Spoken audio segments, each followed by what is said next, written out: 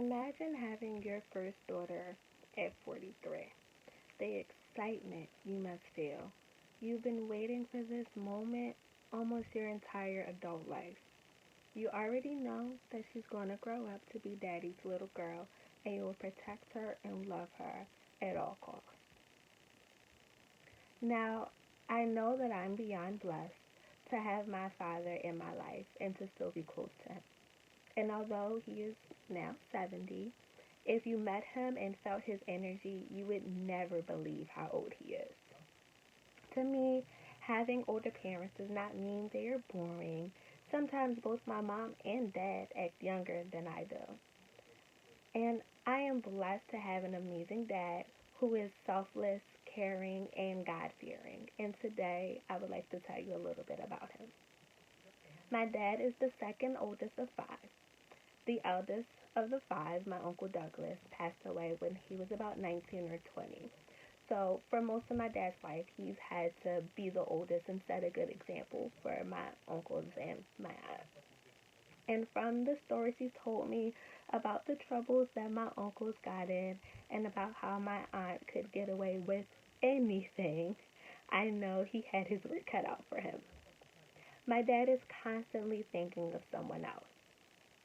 I know it is cliche to say that he would give the shirt off his back to someone, but my dad literally will. One of the biggest ways that he showed his selflessness was by serving his country.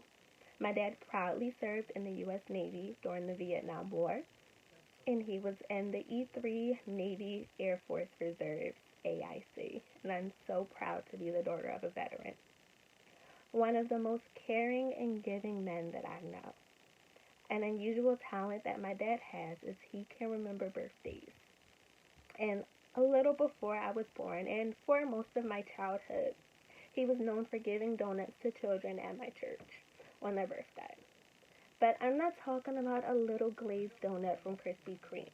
During this time, my dad worked near this bakery that sold these donuts that were the size of your head. Well, that's how big they seemed when I was a kid.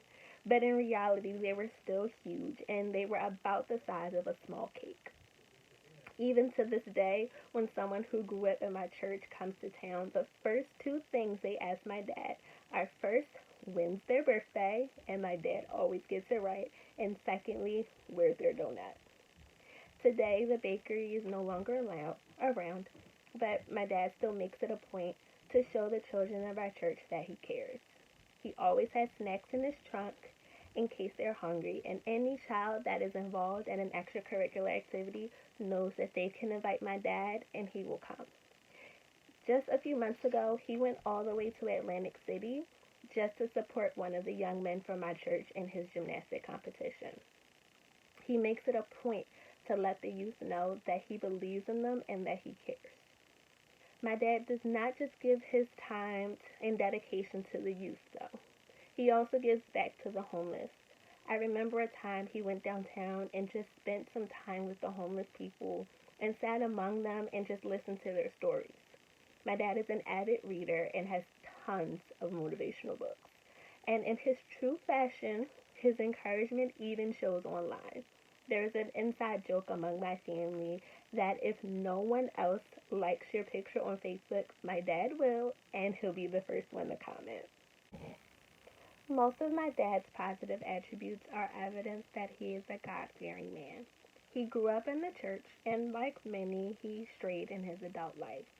My dad's infectious energy shines no matter what environment he's in. He was known for his club and for his ski trips that he would host. And on one of his ski trips is actually how he met my mom. And shortly after they met, he began attending church again. He became the head deacon for a while, and after passing the position on to someone else, he was still very involved in the church. About 4 years ago, he was asked to be the head deacon again of my church. And since then, he has been known for allowing anyone to be a deacon as long as they showed dedication and a willingness to serve. Many of his deacons have been baptized because they became more involved in the church under my dad's leadership. I am so blessed to have such an amazing dad who sets a great example of what a man should be. Some of my earliest memories are combing his hair on our couch and having tea parties with him. So many people's lives have been positively impacted by my dad, but no more than me. And so today I am so proud to dedicate this speech to him.